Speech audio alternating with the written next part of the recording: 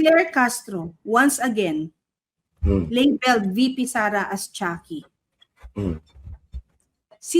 Ilang siraulo pa ang magsasama-sama sa gobyernong ito para sabihin na natin na na wala na, malala ang Pilipinas. Diba, there was a Valentine message by Claire Castro to Vice President Sara Duterte where she said na for VP to spread love and nang walang malis, and for Valentine's Day, do not be Chucky. Nai-imagine ni Claire Castro kung sino yung kinakausap niya. Yan na nga eh. Yung respetong hinihingi ni Claire Castro na irespeto ang kanyang boss na si Bongbong Marcos. Yung talagang halos araw-araw humaharap siya sa media para sabihin at para i-drumbeat na ito po ang achievement ng ating Pangulo. Ito po ang ito po ang nangyari, bla bla bla. Tapos para ang ano kasi diyan is you have to be the brush that the painter in Marcos should do some stroking there para maganda yung picture mo, di ba? Pero ikaw kasi, yung brush mo, yung image mo, yung bibig mo, mali ang sinasabi, kaya hindi kahit anong pagod mo, hindi mo mapapabango o mapapaganda si Bongbong Marcos dahil you yourself is wrong for the position. Wrong choice ka. Isa kang Sharon Cuneta dyan sa position. Yan. Diba? Wrong choice ka. Tapos yung gusto mong irespeto yung boss mo, siya namang hindi mo ginagawa sa isang tao na mas malaki ang boto dyan sa nakaupo mong boss, ha? Unang-una pa, pinababa ng gobyerno to yung kalidad ng pamamahala. Pinalala nila yung korupsyon, pinalala nila yung kagutuman, kahirapan, at pati yung kriminalidad. Ang masaklap, yung may tagapagsalita ka, na naturing ang babae, isang palengkera at malayong malayo sa kalidad ng mga dating presidential spokesman. So natatandaan ko, Jess Sison, natatandaan ko, Rigoberto Tiglao, natatandaan ko, Toting Bunye, and kahit ang nakalipas na sa Marcos administration, sa Duterte administration, si Spokes Harry Roque, at saka sa Aquino administration, ang spokesman Edwin La Sierra. Malayong malayo paano sila magpaabot ng mensahe. Malayong malayo paano sila mag-deliver ng mensahe. Malayong malayo at paano sila sumagot sa issue na kalmado, disente, at hindi tunog palengke. Kaya Kuyang. Nakikita mo yan, no? Kalalabas lang ng SWS survey, November 2025. At kine-question pa ni Claire Castro ang resulta noon dahil -3 yung net satisfaction rating ni Bongbong Marcos habang +28 naman, +28 yung kay VP Sara. At ako nga hindi ako naniniwala na ganun eh. Siguro yan, parang -50, -60 pa yan at kay VP Sara would be probably +50 or +60, no? Inaano nila yan, parang hinihilot ba nila? At nakikita nga natin yan, kaya overdrive, no? Totoo, talagang halos lahat na lang gawin nila para nga pagtakpan itong kapalpakan ng kanilang amo at ng kanilang principal, lalong-lalo na yung usapin sa flood control na parang napurnada. So bawat salita na lalabas doon sa kay VP Sara, even if it was intended to be satirical and a joke, no? Ay magki-create sila ng raucous at magki-create sila ng sensationalizing everything that comes out of the VP's mouth. Sinesensationalize nga nila yung kay Attorney Michael Pua na pronouncement, and mainstream media spun it in a way na parang Attorney Pua was admitting doon sa question na confidential.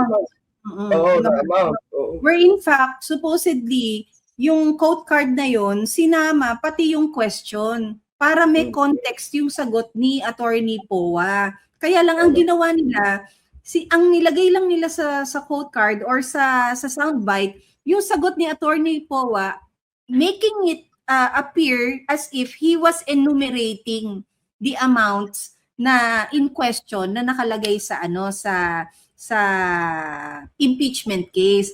Sabi ko nga, 'di ba, we were discussing parang si Attorney Vic nung campaign ni Bongbong, he was also spokes.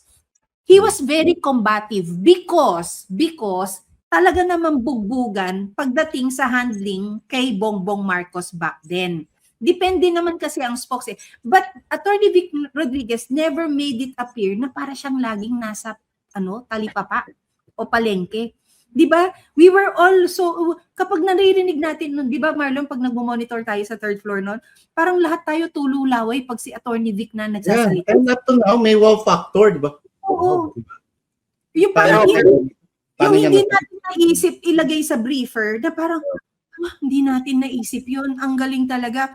We were all looking at Attorney Vic as if it was Bongbong talking. And no, 'di ba, nung nawala sa eksena si Attorney Vic, ano nangyari kay Bongbong? Nagkanda-utal-utal, nagkanda-bulol-bulol.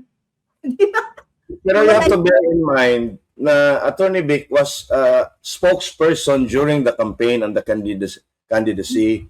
Iba yun, no? It's a whole different animal. Yung kandidato pa lang yung principal mo. We get that. Yes. Pero pag nasa office na siya, no? Iba na yung dapat na demeanor mo at yung ethical standard mo, no? And tama kayo sinabi mo na combative si Attorney Vic noon, pero in a manner na academic and scholarly. But again, every campaign talaga, very antagonistic yan. Nagbabatuhan talaga yan. In fact, suspended nga yung libel law during the campaign. I mean, lahat yan, all bets are off the table. Kahit anong itawag mo sa kapwa-kandidato mo, walang problema yan. No? At yung na-highlight mo lang nga, Pam, yung failure nga ng isang Claire Castro to deliver the right messaging, para bang I see a parallel between Claire Castro and Jay Tariela. na para bang just to distract the people from the real issues, pabayaan na natin yung Tariela na yan, pabayaan na natin yung Claire Castro na yan. Yun lang talaga ang nakikita ko kasi nga wala na silang ibang pwedeng gawin para pagtakpan kung ano-ano yung ginagawa nila just to preserve the seat of power in Malacanang. Alam niyo, Kuya, diba, you're talking about the difference between you being spokes during the campaign. Talaga kasing yan diba, bugbugan yan during the campaign. Totoo naman. And then, you being a spokes, now that your principal made it to the office kung ano yung nilalaban ninyo. Sige, balik lang natin ng konti. Compare Claire Castro speaking for the Malacanang Palace, si Bongbong, in office si Claire. Hindi, lagi siyang combative, lagi siyang defensive, lagi siyang, she's so kanal, ganun lang. Binugbog ang Department of Education ng issues, di ba? And who was spokes then? Attorney Michael Powa. Did we ever see an Attorney Powa na very combative? Hindi. Pero bugbog sarado ang DepEd. 'Di ba? When we were talking, no, 'di ba, before we had our live interview with him, I did a prior courtesy visit sa kanya, 'di ba? We were talking, tinanong ko siya, kailan mo, attorney, na experience yung politics sa DepEd? Ito ba yung nagsimula na nung 2023 pa lang yung budget kinakat na and all? Sabi niya, hindi, parang pa lang, pagkasampa pa lang, laging laman na ng balita nun, DepEd . Parang they were already, or VP Sara was already a target. So sila, hinusayan lang nila, nagtrabaho sila and all, hanggang sa hindi namatay ang issue. Nakita nyo bang nagtaas ng boses or narinig nyo nagtaas ng boses si Attorney Powa? Even sa TRICOM or Quadcom ba yun? Diba? Because he eventually resigned as spokesperson because may conflict nga resource siya sa dinidinig na kaso sa DepEd, and then later on lalabas ka ng committee room, ina-ambush ka ng for interview. Di nako-compromise mo na ngayon yung dinidiscuss nyo sa loob sa hearing Tapos sinasabi mo na yung sa loobin mo. They were professional enough to see the conflict there that he decided or he tendered his resignation as spokes for DepEd. Di ba? So, we never, kahit dun sa Quadcom, hindi na nga natin siya nakitang nagtaas ng boses eh. At yun nga mga kababayan, anong masasabi niyo sa balitang ito? Maaring ihayag ang inyong opinyon at kuro-kuro sa comment section sa ibaba. Huwag din kalimutang mag-like, mag-subscribe at mag-share sa bidyong ito. Maraming salamat sa panonood.